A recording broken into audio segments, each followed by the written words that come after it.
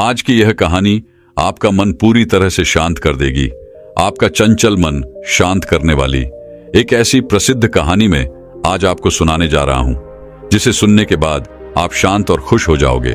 तो चलिए उस प्रसिद्ध कहानी की शुरुआत करते हैं। दोस्तों, बहुत समय पहले की बात है। एक नगरी में एक युवक रहा करता था।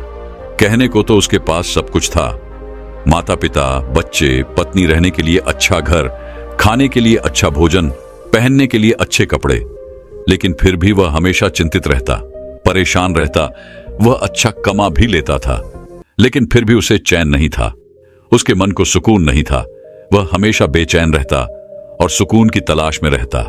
वह अपने आसपास के कुछ लोगों को हमेशा घूमते फिरते देखता, हमेशा खुश रहते देखता। उसे लगता कि शायद जीवन का असली सुकून घूमने फिरने में है, मजे करने में है और खुश रहने में है। मित्रों के साथ अलग अलग जगहों पर घूमने जाना, मौज मस्ती करना, यही जीवन का सुकून है। तभी एक दिन उस व्यक्ति की मुलाकात एक ऐसे व्यक्ति से हुई जो हर दिन केवल घूमा करता, मौज मस्ती किया करता। इसके अलावा उसके पास और कोई काम नहीं था। उस युवक ने उस घूमने वाले व्यक्ति से कहा, मित्र, तुम्हें घूमने फिरने में तो बहुत आनंद आता होगा। हर जगह नई नई चीजें देखने को मिलती होंगी, हर जगह कुछ नया सीखने को मिलता होगा। तुम्हारे जीवन में तो बहुत खुशियां हैं, तुम हमेशा खुश रहते होगे, तुम्हारे जीवन में बहुत सुकून भी होगा, तुम चैन से अपना जीवन व्यतीत कर रहे हो। तभी उस घूमने फिरने वाले व्यक्ति ने उस दूसरे व्यक्ति से कहा, नहीं मित्र, ऐसे बिना मकसद के इधर उधर घूमना, इसमें मुझे कोई आनंद नहीं आता, इसमें मुझे कोई सुख नजर नहीं आता और ना ही मैं चैन से रह पाता हूं। मुझे तो एक घर चाहिए जहां पर मैं चैन से रह सकूं, चैन से सो सकूं, चैन से खा सकूं और अपना जीवन व्यतीत कर सकूं। जब हमारे पास एक परिवार होता है, जिम्मेदारियां होती हैं, तभी जीवन का आनंद आता है। इस तरह का अकेला जीवन भला कौन जीना चाहेगा? यूं अकेले इस जीवन को बिताना कितना भारी पड़ता है, इस बात का तुम्हें एहसास भी नहीं। मेरे जीवन में कोई आनंद नहीं है, मेरे जीवन में कोई सुकून नहीं है। उस घूमने फिरने वाले व्यक्ति की यह बात सुनकर उस व्यक्ति का यह भ्रम टूट गया कि घूमने फिरने में मजा आता है, आनंद आता है और इसी में जीवन का सुख है। तब वह व्यक्ति एक ऐसे व्यक्ति की तलाश में निकल पड़ा जो उसे यह कह सके कि उसका जीवन वह सुकून से बिता रहा है। उसने सभी से जाकर यह पता करना शुरू किया कि क्या उनका जीवन वह चैन से बिता रहे हैं। सबसे पहले वह एक व्यापारी के पास गया और उसने उस व्यापारी से कहा, आपके पास तो इतना धन है, शानो शौकत है, अच्छा खासा व्यापार है, सब कुछ अच्छा चल रहा है, आपकी जिंदगी तो बड़े सुकून से बीत रही होगी। तभी वह व्यापारी उस व्यक्ति से कहता है, कैसा सुकून? मुझे तो हमेशा यह चिंता सताती रहती है कि मेरा व्यापार कहीं डूब गया, कहीं मुझे अपने व्यापार में घाटा हुआ तो मैं क्या करूंगा। हर वक्त मेरे विरोधी मेरा व्यापार मुझसे छीनने का प्रयत्न करते रहते हैं। यदि वह मुझसे आगे निकल गए तब तो मेरा व्यापार पूरी तरह से चौपट हो जाएगा। तो ऐसे में मुझे सुकून कहां है? मैं तो हमेशा परेशान रहता हूं, चिंतित रहता हूं। उस व्यापारी की यह बात सुनकर वह व्यक्ति वहां से चल पड़ता है और फिर जाकर एक किसान से यही बात करता है। तब वह किसान कहता है, कैसा सुकून मित्र, हर वक्त ये चिंता सताती रहती है कि कहीं मेरी फसल अच्छी ना हुई तो मैं क्या करूंगा, अपने परिवार का पालन पोषण मैं कैसे कर पाऊंगा, अपने परिवार के खाने के लिए 2 वक्त की रोटियों का इंतजाम मैं कैसे कर पाऊंगा। तो ऐसे में सुकून है ही कहां, हर वक्त केवल चिंता है, परेशानी है। वह व्यक्ति उस किसान से मिलकर आगे की ओर बढ़ा। उसके बाद वह एक मजदूर के पास पहुंचा और उसी प्रकार एक अधिकारी के पास भी गया। जहां जहां वह जा सकता था, जहां जहां वह सोच सकता था, वह सबके पास गया, लेकिन उसे कहीं भी कोई भी ऐसा व्यक्ति नहीं मिला जो यह कह सके कि उसके जीवन में खुशियां हैं, उसके जीवन में वह सुकून है और वो अपने उस जीवन को बड़ी ही सुकून के साथ जी रहा है और उसे अपने जीवन में अब कुछ नहीं चाहिए। जो कुछ चाहिए था वो उसे मिल चुका है। जब वह सबसे मिलकर थक चुका और उसे कोई ऐसा व्यक्ति नहीं मिला, तब वह राजा के पास पहुंचा और उसने राजा से कहा, है महाराज, यदि आपकी आज्ञा हो तो मैं आपसे एक प्रश्न पूछना चाहता हूं। राजा ने उस युवक की बात सुनी और उस युवक से कहा, अवश्य। तभी वह व्यक्ति राजा से कहता है राजन, क्या आपके जीवन में सुकून है? आपके पास तो वह सब कुछ है जो एक व्यक्ति को चाहिए। धन, दौलत, ऐश्वर्य, वैभव, शान और शौकत। आपके पास तो किसी चीज की कोई कमी नहीं है। जो चीज आपको चाहिए वह आपको तुरंत मिल जाती है। और मुझे लगता है कि आप ही वो हैं जो अपने जीवन को सुकून के साथ जी रहे होंगे। तो क्या आपके जीवन में सुकून है? राजा उस युवक की यह बात सुनकर जोर से हंस पड़ा और कहने लगा, युवक, जो सुकून तुम अपने जीवन के लिए ढूंढ रहे हो वही तो हम भी ढूंढ रहे हैं। कहने को तो हमारे पास सब कुछ है, पर हमेशा कुछ ना कुछ कमी लगी ही रहती है। बस वही छोटी सी कमी हमारे जीवन का सुख, चैन सब लूट कर चली जाती है। लेकिन यदि तुम्हें कहीं सुकून मिल जाए तो मुझे भी अवश्य बताना, क्योंकि हमें भी अपने जीवन में सुकून की सख्त आवश्यकता है। हम भी अपने जीवन को चैन से जीना चाहते हैं। राजा की यह बात सुनकर वह युवक निराश होकर वापस घर की ओर लौट रहा था और उसे यह भी यकीन हो चुका था कि किसी भी मनुष्य के जीवन में कभी भी सुकून जैसी कोई चीज नहीं हो सकती। एक मनुष्य हमेशा अधूरा ही रहता है, वह हमेशा बेचैन ही रहता है।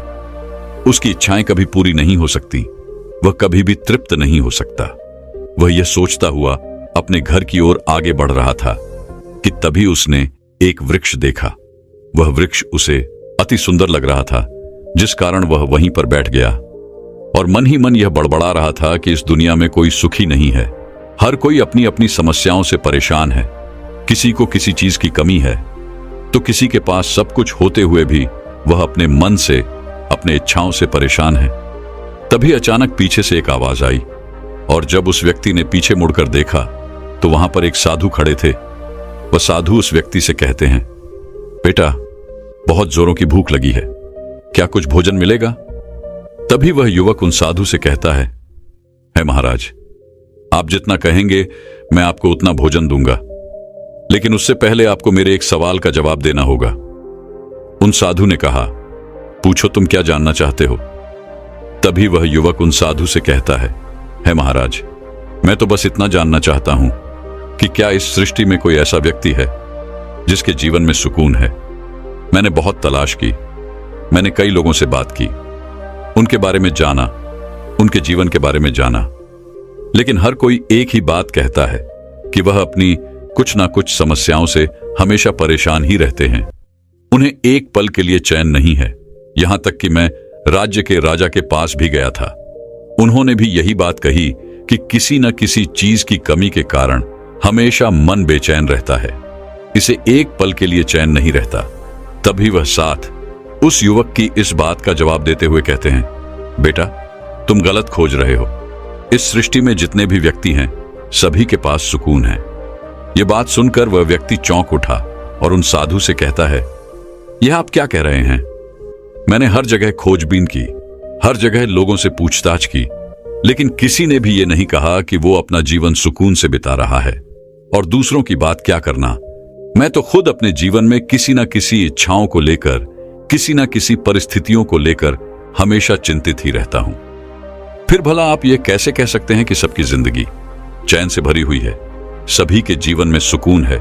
तभी वह साधु उस युवक की इस बात का जवाब देते हुए कहते हैं, बेटा, जिस सुकून की तलाश तुम कर रहे हो वह सभी के जीवन में है।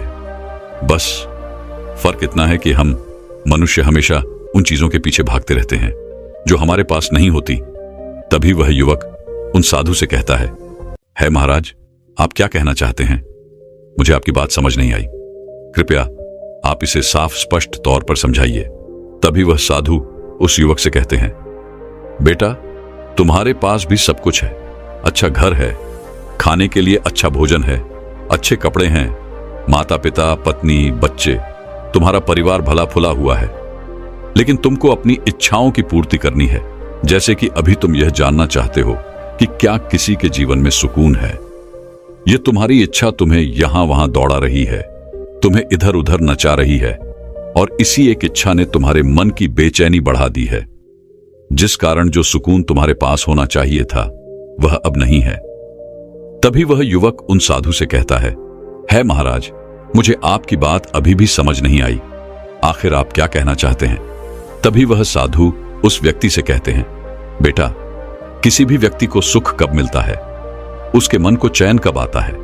तभी वह युवक उन साधु की इस बात का जवाब देते हुए कहता है महाराज, जब किसी मनुष्य की कोई इच्छा पूरी हो जाए, जब वह कोई चीज चाह रहा हो और उसे वे मिल जाए, तो उसका मन अति प्रसन्न होता है, और जब वह उस चीज को पा लेता है तभी उसे चैन मिलता है। तभी वह साधु उस व्यक्ति से कहते हैं, तुमने बिल्कुल ठीक कहा, लेकिन मेरी एक बात याद रखना कि इच्छाएं कभी भी हमें सुकून वे चैन नहीं दे सकती, चाहे तुम अपनी कितनी भी बड़ी इच्छाओं की पूर्ति क्यों ना कर लो।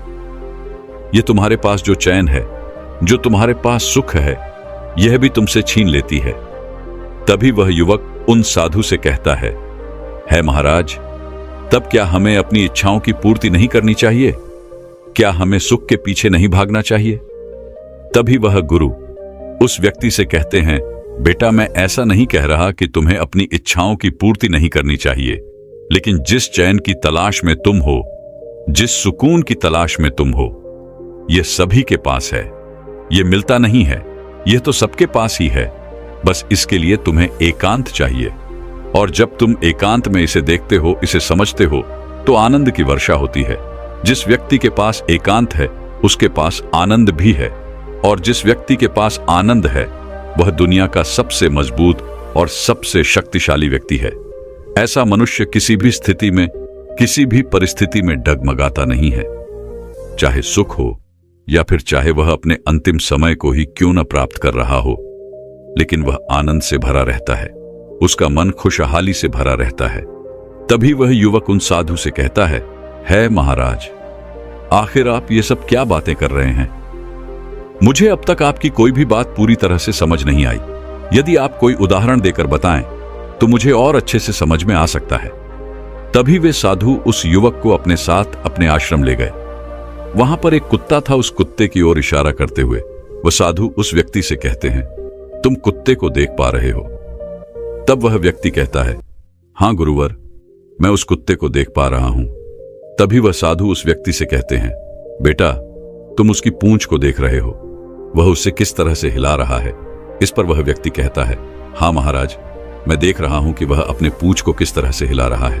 तभी वह साधु उस युवक से कहते हैं, बेटा, एक कुत्ते के लिए अपनी उस पूंछ को हिलाना ही उसके लिए सबसे बड़ा सुख है, उसका सबसे बड़ा आराम है, और वह उसके लिए बहुत खास है, और वही उसके लिए सबसे बड़ा चयन।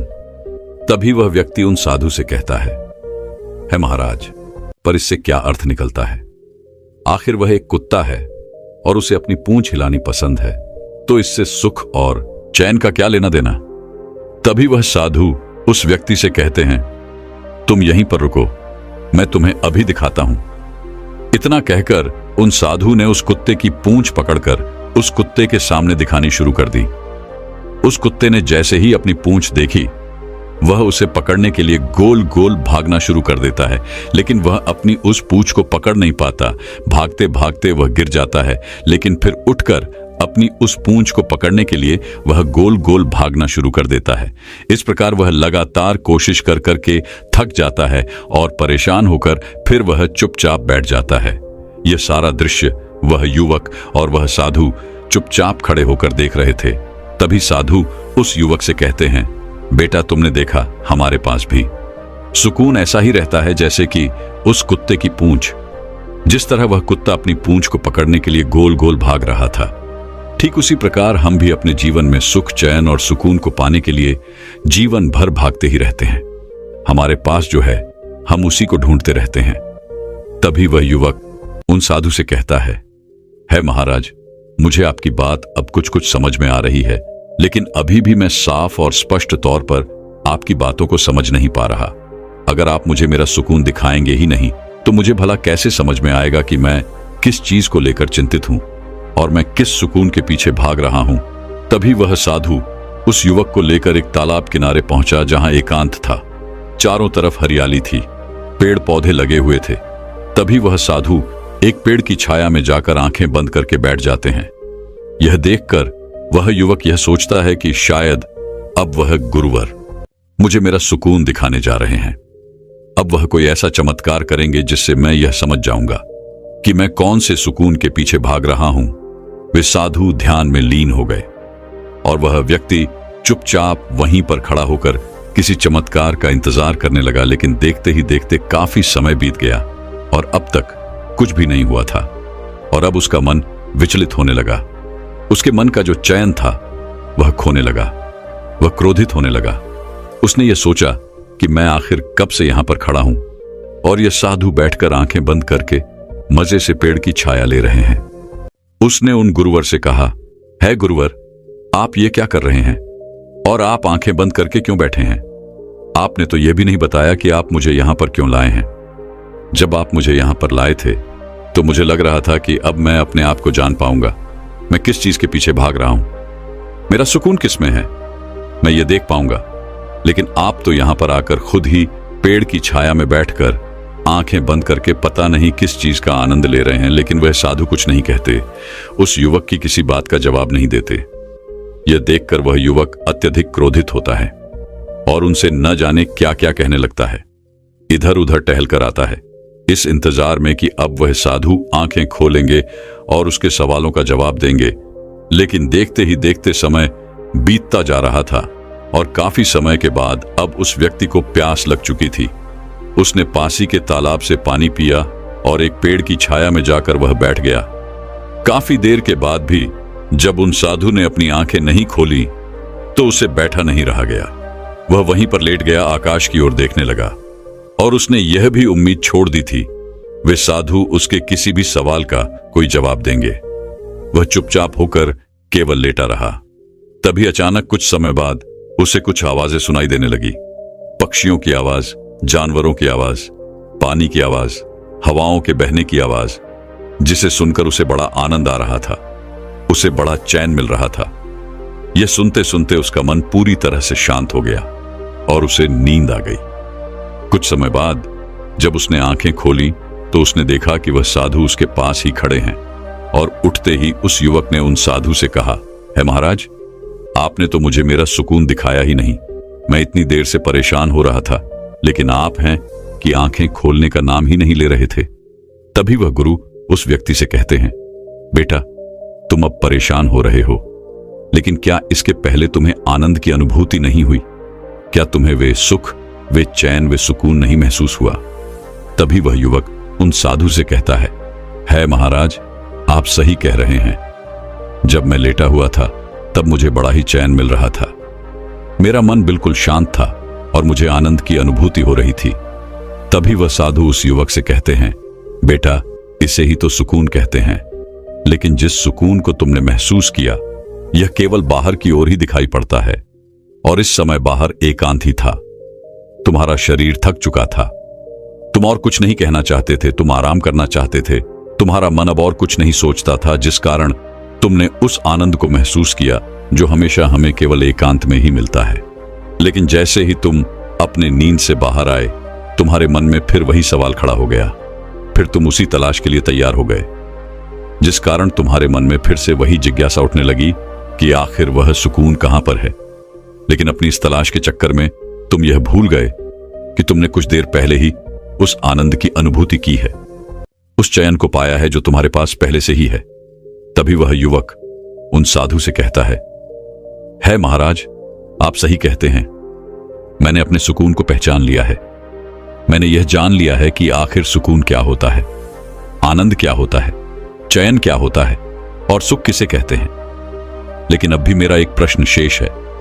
तभी वह साधु उस व्यक्ति से कहते हैं, पूछो, अब क्या रह गया है?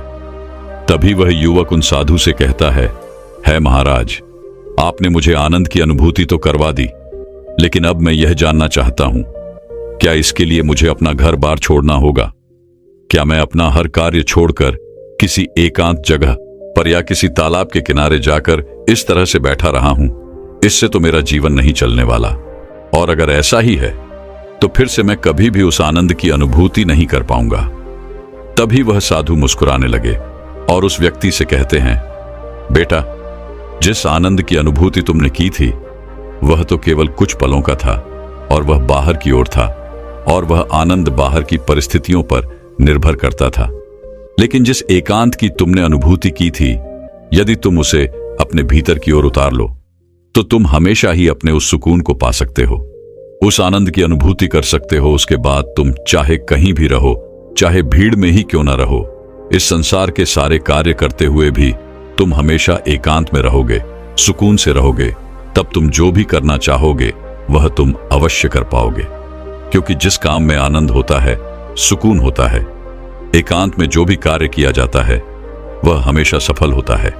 तभी वह व्यक्ति उन साधु से कहता है महाराज, पर भीतर की ओर कैसे उतरा जाता है? मैं भीतर की ओर अपने इस आनंद की अनुभूति को कैसे प्राप्त कर सकता हूं? तभी वह साधु उस व्यक्ति से कहते हैं, बेटा, इसका केवल एक ही मार्ग है और वह है ध्यान। ध्यान करके तुम अपने भीतर की ओर उतार सकते हो, अपने आप को और अच्छी तरह से जान सकते हो, पहचान सकते हो, अपने आनंद की अनुभूति भी कर सकते हो। मन के एकांत पर ध्यान दो, भीड़ का हिस्सा मत बनो, अपने शरीर की ऊर्जा को व्यर्थ न जाया करो, बल्कि इसका इस्तेमाल शांत रहकर, एकांत रहकर अपने भीतर उतरने में अपना पूरा ध्यान लगाओ। जब तुम एकांत में रहोगे तब तुम्हें तुम्हारी हर समस्या का समाधान भी मिल जाएगा और तुम्हारा काम सफल होगा, क्योंकि तुम हर काम को अपने पूरी लगन और मेहनत से कर पाओगे। और यदि तुम किसी लक्ष्य को पाना चाहते हो तो यही ध्यान तुम्हें तुम्हारे लक्ष्य तक पहुंचाने में तुम्हारी मदद भी करेगा। तुम जीवन की उन हर सफलताओं को हासिल कर सकोगे जो तुम चाहते हो। इतना कहकर वह साधु शांत हो गए और वह व्यक्ति उन साधु को प्रणाम करके कहता है महाराज, मुझे आपकी सारी बातें अच्छी तरह से समझ में आ चुकी हैं। इतना कहकर युवक अपने घर की ओर लौट आया। तो दर्शकों, चलिए अब विश्व की सर्वश्रेष्ठ अगली कहानी की शुरुआत करते हैं। यह कहानी बहुत पहले की है। एक नगरी में एक व्यक्ति रहा करता था जिसका इस संसार से मन भर चुका था, जो इस संसार की मोह माया को त्याग देना चाहता था। उसने एक दिन फैसला किया, इस जीवन की हर मोह माया को त्याग देगा। उसने अपना मन बना लिया था। उस व्यक्ति ने सन्यासियों का जीवन देखा था और उसने ये तय कर लिया था कि वह भी अब एक सन्यासी बनेगा। वह तुरंत ही अपने घर से निकलकर वो तुरंत ही पास में रह रहे एक बौद्ध भिक्षु के पास जाता है और उनसे कहता है कि मुझे एक सन्यासी जीवन जीना है। मैं अब इस संसार की वह माया को त्याग देना चाहता हूं। मुझे सन्यासी का जीवन जीना है। इस पर वह बौद्ध भिक्षु उस व्यक्ति से कहते हैं, क्या तुम सच में एक सन्यासी जीवन जीना चाहते हो? क्या तुमने यह तय कर लिया है कि तुम्हें अब सन्यासी बनना है? इस पर वह व्यक्ति उन बौद्ध भिक्षु के सवाल का जवाब देते हुए कहता है, जी बिल्कुल, मैंने यह तय कर लिया है। मुझे इस संसार की मोह माया को त्यागना है। उस व्यक्ति की इस बात को सुनकर वो बौद्ध भिक्षु कहते हैं, तो ठीक है, लेकिन तुम्हें मेरी एक बात माननी होगी। उस पर वह व्यक्ति कहता है कि मैं आपकी सारी बातें मानने के लिए तैयार हूं। वह बौद्ध भिक्षु कहते हैं, तो ठीक है, आज के बाद तुम मुझसे कभी नहीं मिलोगे। जब मुझे लगेगा और मुझे कोई जरूरत होगी तो मैं तुम्हें खुद ही बुला लूंगा। हमारे आश्रम में 1000 से ज्यादा सन्यासी रहते हैं। तुम्हें भी उन्हीं की तरह रहना होगा, उन्हीं की तरह खाना होगा, उन्हीं की तरह पीना और उन्हीं की तरह वस्त्र पहनने होंगे। और जैसा वो जीवन जी रहे हैं, ठीक उसी प्रकार का जीवन तुम्हें भी जीना होगा। इस पर वह व्यक्ति कहता है कि ठीक है गुरुवार, मैं तैयार हूं। इतना कहकर वो उन बौद्ध भिक्षु को प्रणाम करता है, उनसे आज्ञा लेता है और आश्रम की ओर चला जाता है। आश्रम में जाने के बाद उसे एक कमरा मिलता है। उस कमरे में वो जाकर चुपचाप बैठ जाता है। आश्रम में रहने वाले सभी लोग उसे चावल कूटने का काम देते हैं। वह व्यक्ति हर रोज उन 1000 सन्यासियों के लिए चावल कूटने का काम करने लगा। जब भी वो थक जाया करता तो वो वहीं पर सो जाया करता था और जब उसकी नींद खुलती तो वापस वो अपने काम पर यानी कि चावल कूटने में लग जाया करता था। ठीक इसी प्रकार उस व्यक्ति के कई दिन बीत गए। उसे लगता था कि जब भी गुरुदेव को उसकी जरूरत होगी तो वो उसे खुद ही बुला लेंगे। उसे ये सोचने की जरूरत नहीं है कि उसे गुरुवर से मिलना चाहिए और इसी इंतजार में वो व्यक्ति इसी तरह से रहने लग जाता है। वह सुबह से शाम तक केवल चावल कूटने का ही काम करता रहता था, क्योंकि गुरु के कहे अनुसार उसने इसी काम को चुना था और उसे यही काम करने को कहा गया था। धीरे धीरे 1 साल हो गया था, लेकिन अभी तक उन बौद्ध भिक्षु ने उस व्यक्ति को नहीं बुलाया। ऐसे ही 2 साल बीत गए। तीसरा साल भी इसी तरह से गुजर गया और ऐसे ही करते करते पूरे 12 सालों का समय उस व्यक्ति ने उसी आश्रम में चावल कूटते हुए गुजार दिया। अभी तक उन बौद्ध भिक्षु ने उस व्यक्ति को कभी नहीं बुलाया, लेकिन इस वक्त के दौरान उस व्यक्ति के मन में अब कोई विचार नहीं रह गए थे, ना ही कोई अड़चने, ना ही कोई समस्या। वह अपने गुरु के आदेशानुसार बस इसी काम में लगा रहता था।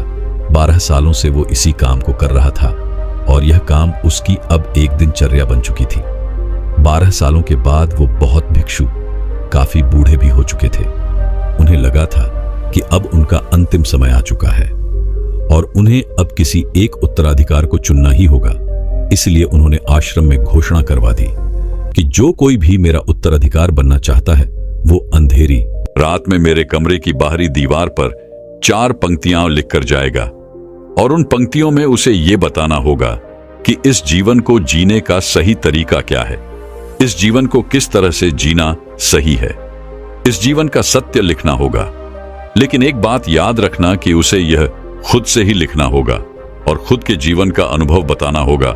जो भी यह बताने में सफल हो जाएगा वही असली उत्तराधिकारी बन पाएगा। यूं तो उस आश्रम में रहने वाले सभी उन बौद्ध भिक्षु को बहुत माना करते थे, उनका आदर किया करते थे, लेकिन इस तरह से कोई भी उन्हें धोखा नहीं देना चाहता था। उन बौद्ध भिक्षु के सामने खुद को एक सही और सफल उत्तराधिकार साबित करना बहुत ही मुश्किल था।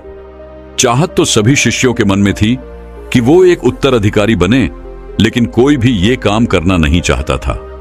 लेकिन उन 1000 शिष्यों में से एक ऐसा विद्वान शिष्य था जिसने हिम्मत की और अंधेरी रात में जाकर गुरुवर के कमरे के बाहर की दीवार पर यह लिख दिया कि मन एक दर्पण की तरह है जिसमें धूल जम जाती है। उस धूल को साफ कर दो तो सत्य अनुभव में आ जाता है और सत्य मिल जाता है। यह 4 पंक्तियां उस शिष्य ने बड़ी ही हिम्मत के साथ अपने गुरुवर की कमरे की बाहरी ओर लिख दिया। अगली सुबह जब वो बौद्ध भिक्षु उठे और अपने कमरे से बाहर आए तो उन्होंने ये 4 पंक्तियां पढ़ी और उन्होंने कहा कि आखिर किस मूर्ख ने मेरी दीवार को खराब कर दिया है, उसे पकड़कर अभी मेरे पास लेकर आओ।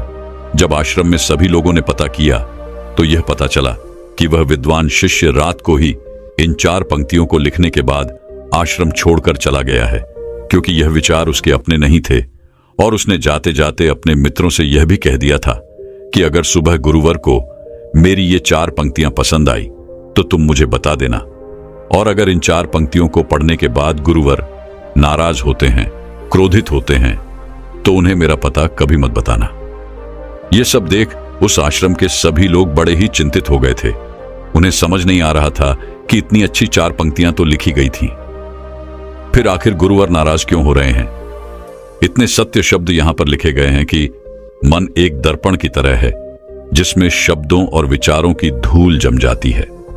अगर उसे साफ कर दें तो सत्य का प्रतिबिंब हमें दिखाई देने लगता है। भला इसमें कुछ गलत क्या लिखा गया है जो गुरुवर इतना क्रोधित हो रहे हैं। गुरुवर कुछ ज्यादा ही सख्त लगते हैं। देखते हैं कि गुरुवर को ऐसा उत्तराधिकारी कहां से मिलता है जिसके पास इससे भी उच्च विचार होंगे। पूरे आश्रम में सभी लोग बस यही बातें कर रहे थे कि आखिर गुरुवर को उनका मन पसंदीदा उत्तराधिकार कहां से मिलेगा। उस आश्रम में रहने वाले 4 शिष्य आपस में यही बातें कर रहे थे और वह यह बातें करते करते उस चावल कुटने वाले व्यक्ति के पास से गुजर जाते हैं। वह व्यक्ति ये सारी बातें सुन लेता है और जोर जोर से हंसने लगता है। वे चारों ये देख उस व्यक्ति से पूछते हैं कि इसमें हंसने वाली बात क्या है, तुम्हें इसमें क्या गलत लगा कि तुम्हें इस पर हंसी आ रही है। इस पर वह व्यक्ति जवाब देते हुए कहता है कि गुरुवर सही तो कह रहे हैं, किसी ना समझ ने ही ये सब लिखा होगा। यह सुन वो चारों शिष्य क्रोधित हो जाते हैं और उस व्यक्ति से कहते हैं कि तुम्हें क्या पता, तुम तो 12 सालों से सिर्फ चावल ही कूट रहे हो, तुम्हें किस बात का ज्ञान है। ना ही तुम्हें शास्त्रों का ज्ञान है और ना ही तुम्हें गुरुवर ने कभी भी कोई ज्ञान दिया है, फिर तुम्हें क्या पता है। अगर तुम्हें इतना ही ज्ञान है तो तुम ही कोई अच्छे शब्द क्यों नहीं बता देते। वह व्यक्ति हंसते हुए कहता है कि ठीक है, मैं जरूर बता दूंगा, लेकिन इतने सालों से मैं चावल कूट रहा हूं तो मुझे लिखने की आदत अब नहीं रही। मैं लिखना भूल गया हूं। मैं बातें तो बता दूंगा लेकिन किसी को लिखना पड़ेगा। और यह भी याद रखना कि मुझे उत्तराधिकारी बनने का कोई शौक नहीं है, और अगर किसी ने मुझे यह उपाधि देनी भी चाहिए तो मैं इसे ग्रहण नहीं करूंगा, मैं अपने कान पकड़ता हूं, लेकिन इन विचारों को कभी नहीं बताऊंगा। इस पर वो चारों शिष्य कहते हैं कि ठीक है, तुम्हें ये उपाधि कोई नहीं देगा, लेकिन वो क्या शब्द हैं? तुम बताओ तो सही। हम लिखते हैं। इस पर वह व्यक्ति कहता है कि अच्छा ठीक है, तब लिखो जो मैं कह रहा हूं। कैसा दर्पण, कैसी धूल। ना कोई दर्पण ना कोई धूल। जो इसे जान लेता है वो सत्य को प्राप्त हो जाता है। यह बात गुरु के कानों में पड़ जाती है।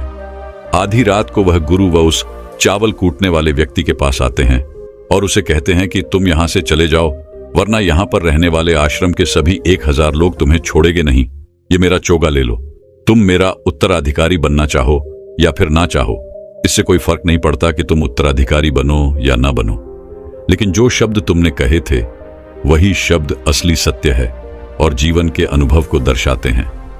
इसलिए मन ही मन मैंने तुम्हें अपना उत्तराधिकारी मान लिया है। और अगर यह बातें इन 1000 आश्रम के लोगों तक पहुंच जाएगी तो फिर ये लोग तुम्हें छोड़ेंगे नहीं। ये लोग बर्दाश्त नहीं कर पाएंगे कि एक चावल कुटने वाला व्यक्ति उत्तराधिकारी भला कैसे बन सकता है, जिसे शास्त्रों का भी कोई ज्ञान नहीं है। वह भला कैसे सत्य को प्राप्त कर सकता है, वह भला आत्मज्ञान को कैसे प्राप्त कर सकता है। और यहां पर शास्त्र जाने वाले सभी लोग सिर्फ सर पीटते रह जाएंगे। इसलिए तुम यहां से चले जाओ और कहीं और अपनी दुनिया बनाओ। इस पर महात्मा बुद्ध ने भी अपने एक शिष्य से कहा था कि जब तुम्हारे मन के सारे विचार शांत हो जाएंगे, तुम्हारे भीतर विचार आना बंद हो जाएंगे, उस दिन तुम्हें सत्य का अनुभव हो जाएगा। तुम सत्य का अनुभव करोगे और खुद को और इस ब्रह्मांड को भी समझ पाओगे। और यही बुद्धत्व प्राप्ति का पहला कदम है। मन को शांत करने का पहला तरीका जो बोध ग्रंथों में बताया गया है वह है खुद के विचारों पर काम करना। इन्हें अच्छे से समझना कि आखिर आपके अंदर कौन से विचार उत्पन्न हो रहे हैं, आपके अंदर आखिर क्या चल रहा है। इन्हें अच्छी तरह से और जागरूकता के साथ समझने की कोशिश करना, न कि अपने विचारों को दबाने की कोशिश करना। अगर आप अपने मन के विचारों को दबाने की कोशिश करते हैं तो यह गलत होगा, जिसकी वजह से मन और भी तेजी से भटकने लगेगा और बार बार भटकेगा। लेकिन जब भी आपको ऐसा लगने लगे कि आपका मन और भी तेजी से भटक रहा है, तो तब तुरंत उस पर ध्यान देना शुरू कर दें। उसको जागरूकता के साथ देखें, अपने विचारों पर ध्यान दें और उनका निरीक्षण करना शुरू कर दें। निरंतर प्रयासों के बाद आप यह पाएंगे कि आपके अंदर विचारों को जागरूक होकर देखने की एक आदत सी लग गई है। लेकिन उसी के साथ में आप यह भी देख पाएंगे कि आपके मन में बुरे विचार अत्यधिक उत्पन्न हो रहे हैं। आपके मन में जो भी विचार उत्पन्न हो रहे हैं वो सकारात्मक भी हो सकते हैं और नकारात्मक भी हो सकते हैं।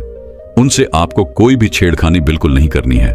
बस आपको अपने प्रयास पर काम करते रहना है। निरंतर जागरूकता के साथ अपने विचारों पर ध्यान देते रहना है। अगर आप इस प्रयास को लगातार करते हैं तो एक समय ऐसा भी आएगा जब आप अपने विचारों को आसानी से समझ पाएंगे, उन्हें नियंत्रित कर पाएंगे और उन पर विराम भी लगा पाएंगे। और तब आप अपने आने वाले कल या फिर बीते हुए कल में नहीं बल्कि वर्तमान में जीना भी सीख जाएंगे। और इसीलिए आपको अपने ध्यान को केंद्रित करने की आवश्यकता है, अपने विचारों पर ध्यान देने की आवश्यकता है, जिससे आज आपके पास जो कुछ भी है वह चाहे कुछ भी हो सकता है, आप उसी में खुश रहना सीख जाएंगे। दोस्तों, मैं उम्मीद करता हूं कि यह कहानी सुनने से आपके जीवन में अच्छे बदलाव आए होंगे। आपको इस वीडियो से क्या सीखने मिला ये कमेंट करके जरूर बताएं और अपने परिवार, दोस्तों या आपके करीबी इंसान के साथ ये कहानी शेयर करके उन्हें भी इस ज्ञान से परिचित करवाएं। बाकी अगर आपको ये वीडियो दिल से अच्छी लगी हो तभी इस वीडियो को लाइक कर देना, और आपने अब तक इस चैनल को सब्सक्राइब न किया हो तो चैनल को सब्सक्राइब भी जरूर कर देना। आपका हर दिन शुभ हो और खुशियों से आपका जीवन भरा रहे। धन्यवाद। नमो बुद्धाय।